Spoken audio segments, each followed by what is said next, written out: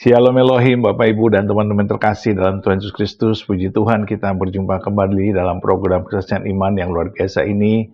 Dan saya selalu merindukan Bapak Ibu sehat, bahagia, dan dalam perlindungan Tuhan yang sempurna. Dan tentunya diberkati Tuhan berlimpah-limpah. Karena apapun yang dikerjakan dibuat Tuhan berhasil dan menjadi berkat bagi banyak orang. Puji Tuhan. Terima kasih Bapak Ibu ya atas dukungannya selama ini. Dan itu sungguh sangat memberkati pelayanan ini. Puji Tuhan.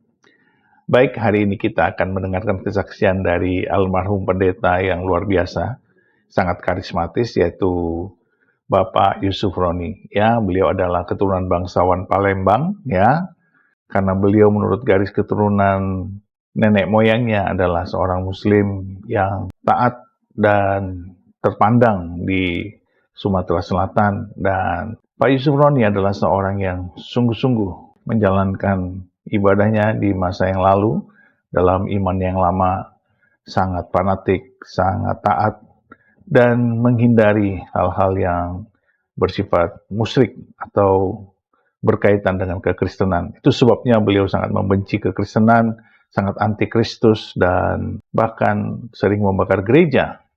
Tetapi pada suatu ketika waktu di Bandung beliau membakar gereja tidak jadi karena banyak sekali pedagang-pedagang kaki lima di sekitarnya, dan itu sungguh sangat merugikan kalau gereja itu dibakar.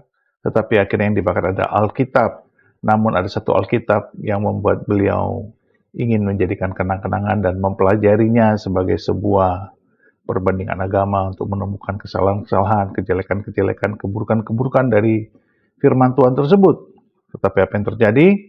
Beliau menyelidikinya dan akhirnya beliau bertobat, bahkan menjadi penyembah Yesus Kristus. Luar biasa sekali pekerjaan Roh Kudus yang dahsyat itu. Nah, Bapak Ibu sekalian, mari kita saksikan bersama-sama bagaimana kisahnya. Tuhan memberkati. Saya di penjara itu banyak pindahnya. Karena diperiksa Teperda, Teperpu, Laksusda, Laksuspus. Ya, Laksus. Kodam sana, kodam sini. Periksa saya semua. Satgas intelijen. Periksa. Tim, semua tim. Periksa. Judulnya hanya satu. Apa sebab menjadi Kristen? Karena melihat aktivitas saya, pengetahuan saya, keluarga saya, latar belakang saya, mereka sulit mengerti mengapa saya bisa jadi Kristen. Saya bilang karena baca Alkitab. Memang betul, saya menjadi Kristen itu tidak pernah berdiskusi dengan orang Kristen, berjumpa dengan orang Kristen. Saya waktu dulu sebelum menjadi Kristen, kalau lewat depan gereja, saya nolehnya ke tempat sini. Nggak mau saya noleh ke gereja. Karena muka saya 40 hari berkatnya hilang. Nah, gitu. Itu kepercayaan saya. Jadi karena itu tidak mungkin bisa berjumpa dengan orang Kristen. Tapi karena baca Alkitab. Bagaimana bisa membaca Alkitab? Waktu saya di Bandung, saya salah satu ketua Kesatuan Aksi Pemuda Pelajar KAPI Konsulat Jawa Barat. Dan memberantas Orde Lama, PKI, dan sekaligus saya memberantas gereja. Banyak gereja yang saya rusak dan dibikin susah. Pernah di Kebon Jati, Jalan Kebon Jati di Kota Bandung, itu ada gereja namanya GKI. Kami pernah serbu ke sana. Mau kami bakar karena isinya ya. Tapi kita datang ke sana bukan hari Minggu, jadi kosong. Kita mau bakar, nggak jadi. Karena di depan gereja itu banyak warung-warung masyarakat. Dia bilang jangan dibakar, nanti kami ikut terbakar. Saya bilang kalau begitu kita bakar isinya saja. Keluarkan semua di halaman. Teman-teman tidak sanggup mengeluarkan karena kursi GKI zaman dulu itu berat-berat semua. Ya, jadi antara depan sama belakang menyatu. Saking jengkelnya saya, sudah buku-bukunya saja. Ya, sebab di gereja GKI itu buku dan buku nyanyiannya, Alkitabnya ada di depan semua kan. Ditaruh. Karena jemaat datang tidak perlu bawa Alkitab dan buku nyanyian. Jadi itulah yang kami kumpulkan. Dan sebelum dibakar, sudah kasih minyak tanah. Saya bilang, tolong ambil satu kitabnya. Buat kenang-kenangan bahwa kita sudah menaklukkan daerah ini. Dari Alkitab itulah saya baca. Ya, saya baca. Jadi ada proses. Meskipun panjang, tapi proses itu. Dari Alkitab itu. Ketika saya ditunjuk sebagai ketua lembaga perbandingan agama untuk mempelajari agama Kristen, mencari kelemahannya. Jadi pertama baca Alkitab itu bukan ingin percaya, mencari kelemahannya. Saya pelajari, teliti. Dan bacanya dari Kejadian awal. Saya belum pintar baca seperti orang Kristen. Orang Kristen sudah pintar baca Alkitab. Baca ayat ini loncat ke sini, baca ayat sini loncat ke sini. Maka seumur hidup tidak pernah tamat. Bacanya loncat-loncat saja. Jarang sekali orang Kristen baca kitab imamat. Oh enggak, dilewat itu saudara. Karena yang dicari, yaitu mintalah apa saja yang kau kehendaki, tandai. Serahkanlah segala khawatirmu kepadaku, tandai. Ya, tidak ada yang nandai. Celakalah kamu yang munafik. Tidak ada yang nandai. Cari yang senang-senang. Saya baca. Begitu ketemu kelemahannya dan sebagainya, ya saya senang dapat bahan. Tapi ketika saya membaca sampai pada Injil Yohanes. Yohanes 1 ayat 1. Pada mulanya adalah firman. Firman itu bersama-sama dengan Tuhan. Firman itu adalah Tuhan. Baru saya ngerti. Dulu saya mengerti. Isa itu adalah kalam Tuhan. Tapi saya tidak mengerti kalam Tuhan itu ciptaan. Tapi dikatakan di sini kalam Tuhan itu, firman itu dalam permulaannya sudah ada bersama-sama dengan Tuhan. Dia tidak diciptakan Tuhan, dia sudah ada dengan Tuhan. Terbukalah hati saya. Yohanes 1 ayat 1, Yohanes 1 ayat 14, Yohanes 1 ayat 18, tidak seorang pun pernah melihat Bapa. Kecuali anak yang ada di pangkuan Bapa, dialah yang menyatakan. Oh, memang betul tidak seorang manusia bisa melihat Tuhan. Tapi anaknya, lewat firman-Nya yang menjadi manusia, dialah yang menyatakan Tuhan yang benar itu siapa. Terbukalah hati saya, percaya. Waktu diperiksa pun itu ditanya. Saya bilang karena baca Alkitab. Baca Alkitab, iya. Baca yang mana? Saya tunjukkan ayatnya. Yohanes 1 ayat 1, Yohanes 1 ayat 14, Yohanes 1 ayat 18. Lalu salah satu pemeriksa, mana? Dia ambil Alkitab saya, dia tanya, mana ayatnya? Ini. Yohanes 1 ayat 1, Yohanes 1 ayat 14, Yohanes 1 ayat 18. Dia baca. Setelah dia baca, dia ngomong begini. Saya nggak jadi Kristen. Saya baca yang kamu baca. Saya tidak jadi Kristen. Kamu bilang karena baca ini. Ngomong yang benar katanya. Yang masuk akal. Iya, saya bilang. Saya baca ayat itu, saya menjadi Kristen. Lalu dia marah. Saya baca juga. Kenapa saya tidak jadi Kristen? Oh beda Pak, saya dipilih, Bapak tidak. Oh iya. Amin. Kalau kita percaya, itu bukan hebatnya kita. Karena Tuhan sudah memilih kita. Bersyukurlah. Kita tidak terlalu bagus. Tidak hebat-hebat benar sih sebagai orang beragama.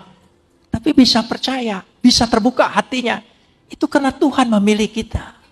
Kalau bukan pilihan Tuhan, tidak mungkin. Banyak orang tidak mengerti. Kok Tuhanmu itu ada bapak, ada anak. Mana ibunya, mana bidannya. Bapak dan anak itu hanya istilah. Bukan menyatakan hubungan biologis. Bukan. Bapak, anak, lalu dicari ibunya. Nggak perlu. Saudara punya anak kunci kan? Ada anak kunci? Mana ibu kunci sama bapak kunci? Kan nggak ada. Berarti tidak perlu berbicara hubungan keluarga biologis. Itu hanya simbolis. Anak tangga. Kan anak tangga. Apa yang kanan bapaknya, yang kiri ibunya? Kan enggak. Kita menyebut negeri kita Ibu Pertiwi. Mana Bapak Pertiwinya? Bojonegoro Bapak negerinya? Enggak juga. Jadi itu hanya istilah. Kami menyebut Bapak dan anak. Bukan berarti Bapak lebih unggul lalu anak lebih rendah. Tidak. Untuk menunjukkan keberasalen. Firman ini, Yesus ini sebelum menjadi manusia adalah firman yang sehakikat dengan Tuhan, berada dalam diri Tuhan. Sama mulianya, sama agungnya, sama segala sesuatunya dan sama kekalnya. Apa saja yang ada dalam diri Tuhan sama, tidak ada bedanya. Amin. Firman itulah yang menjadi manusia. Itu yang saya buat percaya. Tapi lewat proses. Bisa bersaksi di pengadilan, bisa bersaksi dalam penjara, bisa bersaksi dengan pemeriksa. Karena Tuhan izinkan. Jadi kalau Tuhan izinkan sesuatu yang terjadi yang tidak enak dalam diri kita, itu medianya Tuhan. Buat kita menjadi alat Tuhan. Amin. Iya. Banyak orang menjadi percaya. Dalam segala perkara.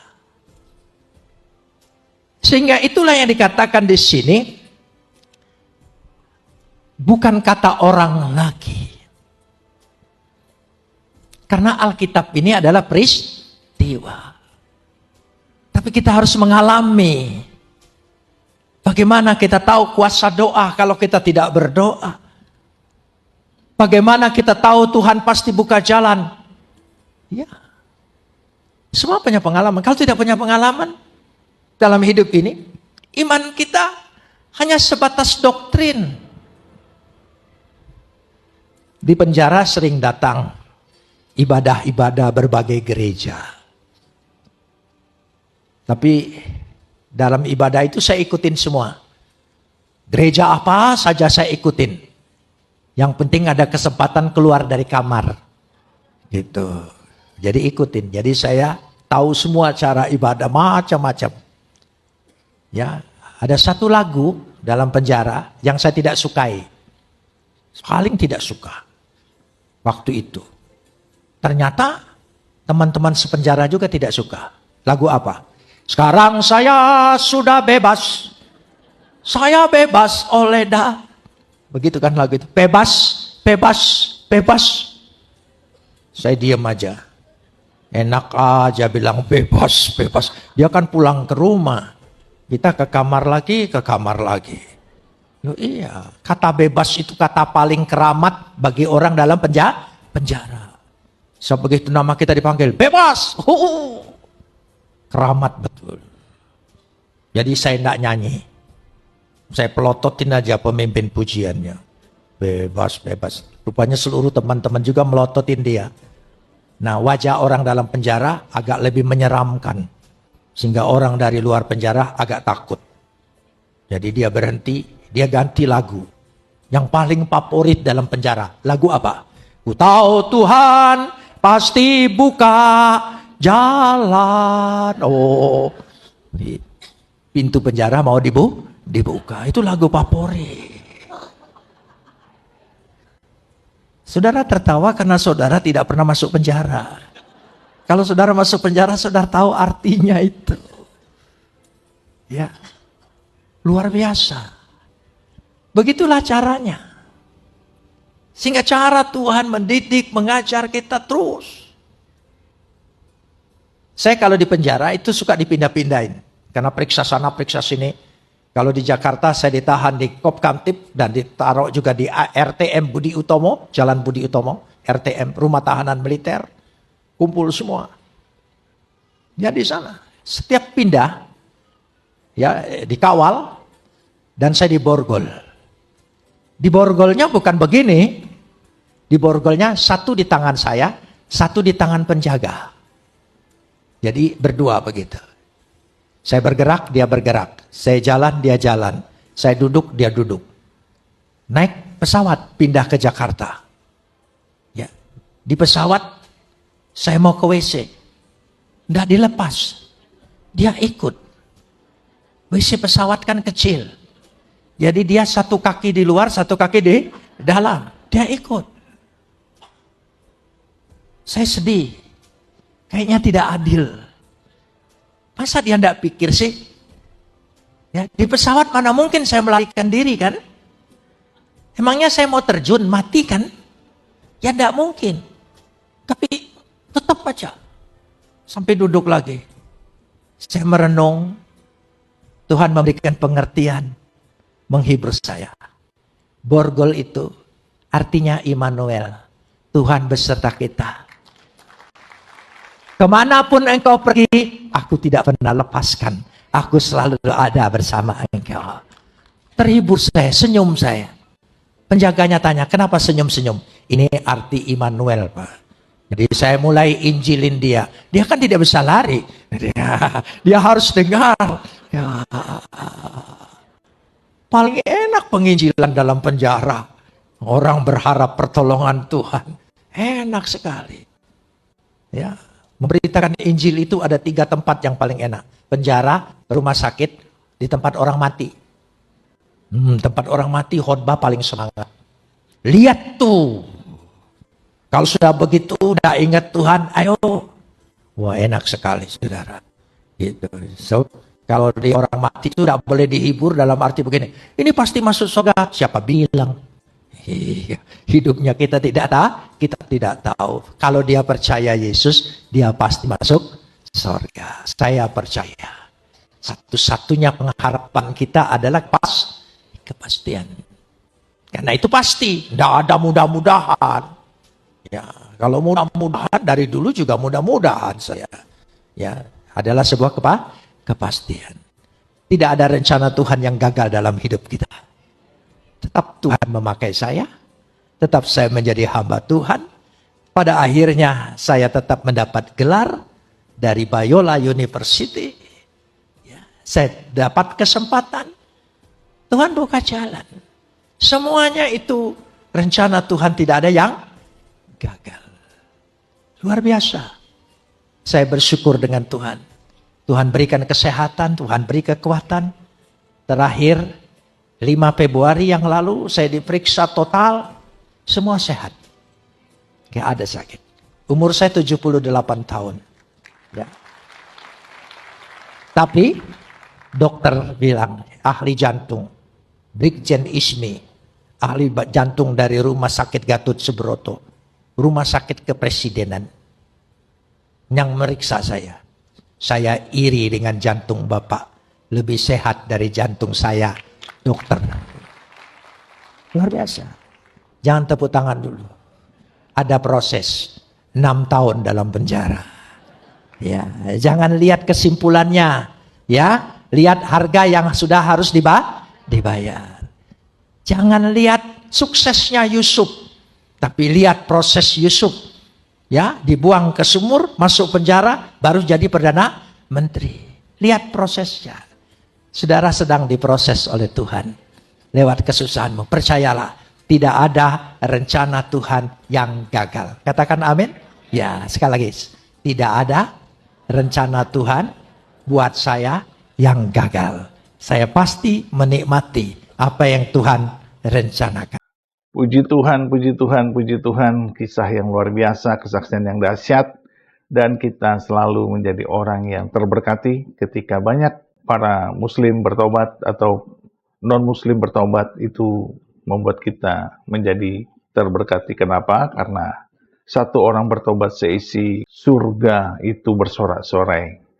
Dan kita yang di bumi tentu juga ikut bersukacita karena satu jiwa itu berharga di mata Tuhan. Keselamatan yang kekal telah diraihnya. Dan kita berbahagia almarhum Pendeta Yusuf Roni telah kembali ke rumah Bapa dan meninggalkan jejak iman yang luar biasa bagi kita semua. Dan marilah kita terus menjadi berkat yang besar juga bagi generasi kita di akhir zaman ini, supaya zaman ini mengalami kasih Kristus dunia diselamatkan, Indonesia dipulihkan, Indonesia mengalami revival, dan keselamatan datang.